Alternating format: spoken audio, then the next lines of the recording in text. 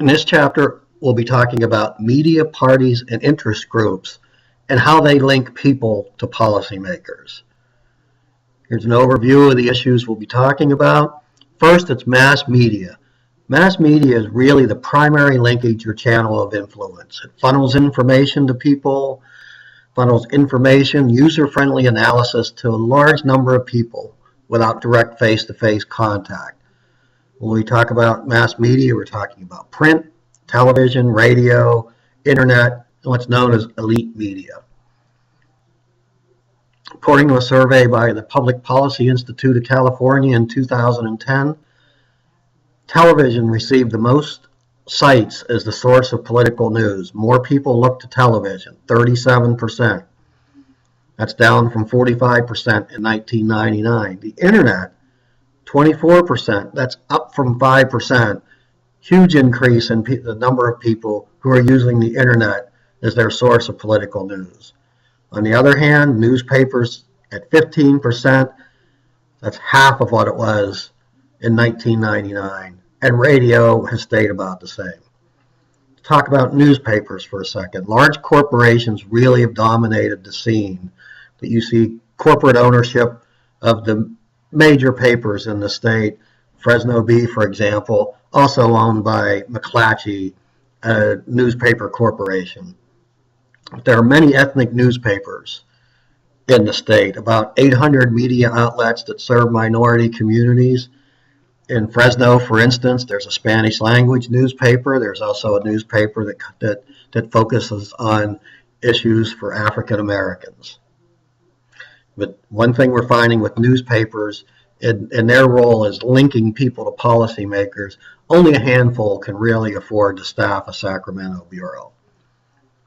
Newspapers also, when it comes to local government, they find urban areas are too large to cover the hundreds of communities in their area, but smaller areas lack the resources to cover politics on a regular basis. The bright spot for newspapers is technology. All major papers have web versions. They can run stories throughout the day.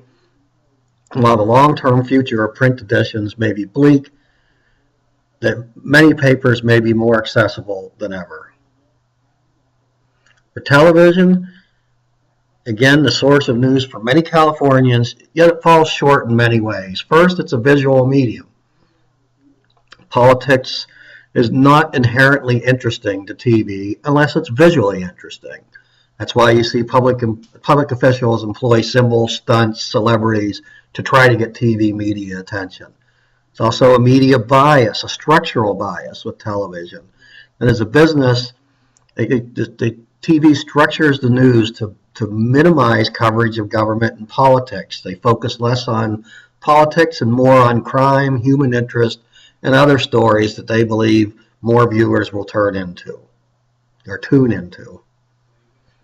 Television, even if they cover politics, the coverage generally is sparse and brief, lacks analysis, and really there's only one TV station that assigns a full-time reporter these days to cover state government in Sacramento. Even with all of that, TV holds promise because of the size. You can reach a large number of people through 4 media markets and through campaign ads. It's been found people are more likely to remember a candidate's commercial than straight news coverage. Radio, California has 15 stations with all news format. In the Valley, KVPR every Tuesday, Valley Edition, covers government and politics as well as other issues facing the Valley.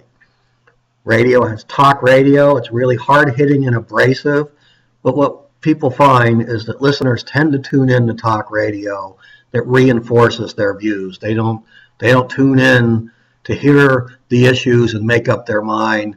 Their minds have been made up, and they're just listening to talk radio that reinforces those views.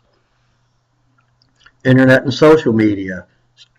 The growth of the internet is really revolutionizing politics in the United States and California. It's overtaken the TV as a news source for younger adults, upper income residents, independents, and college graduates. So how important is the internet? We found that it's attracted well-informed Californians and political activists. Again, tends to reinforce user views rather than convert people. And also, it's difficult to determine the influence because of the digital divide. That some Californians, particularly in rural areas, are not yet wired for the internet. Let's talk about political parties. The parties are a relatively permanent coalition that exists to win public offices for its candidates, promote policy positions, and serve as a primary frame of reference for voters. It's with party identification. You can identify yourself as a Democrat or a Republican, a strong Democrat, weak Democrat, strong Republican, weak Republican. What's important to note is both Republicans and Democrats have lost a share of registered voters in California in recent years. On the other hand, independent voters, the decline in state voters, the number of those voters is rising. But even when we talk about independent voters, that's not just one solid group, that it really spans the demographic spectrum, that you see a number of Latinos who are independent, number of whites, number of blacks, number of Asians. So you have to treat the independent voters as a variety of demographic voters. Let's look at the partisan geography of California. See 5 distinct voting regions. See their affiliations. California has a 2-party system. Those parties are generally weak. And in our political system, the Prop 14 in 2000 established the top 2 primary system. You can see further information on this slide. Trying to figure out the impact of Prop 14. It's been used in one election, June 2012. It's some mixed clues about its long-term impact. It's important to remember in California, Democrats have dominated statewide offices and the legislature. California is a Democratic state. Right now, a Democratic governor and 2/3 majority in the state Senate, 2/3 majority in the state assembly. That's the first time that's happened since the 1930s. Minor or third parties, not really a lot of influence in California politics.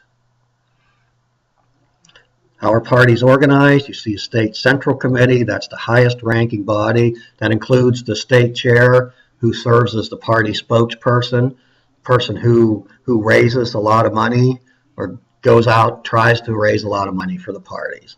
And you also see county central committees. What are interest groups? Interest groups are it's a body of individuals who share similar goals and organize to influence public policy around those goals. They have an enormous impact on California politics. You can see Secretary of State website, more than 900 pages of individual registered lobbyists, lobbying firms, and lobbyist employers. What kind of groups do we have? We have economic groups interested in business regulation, tax policy, labor management issues. Professional groups represent group interests in policy and the policy process. California Teachers Association, California Medical Association. See public agency groups, League of California Cities. City of Fresno is part of the League of California Cities. California State Association of Counties, counties in the Valley, part of that association. We see cross-cutting groups, attract members from other groups due to social, ethnic, and ideological ties, and some miscellaneous groups as well. How are interest groups organized? Generally turn to lobbyists, individuals who represent interest groups in the policy process. In-house lobbyists. If you're large enough, you have your own lobbying arm in your organization. Most groups use contract lobbyists. They represent multiple clients in the same general subject area. Contract lobbyists represent multiple clients. What do the interest groups do? They let the public know what they do through public relations. They work to elect friends and defeat enemies. They can sponsor, support, or oppose initiatives. They lobby. They try to influence appointments. And one thing that interest groups do, litigation. They go to court if they see laws that they don't like. So our system, what we have is competition for influence. The media is competing for consumers, political parties are competing for voter attention, and interest groups compete for policymaker attention. Please use this PowerPoint as well as other information in your course documents folder to prepare for this week's quiz. Good luck.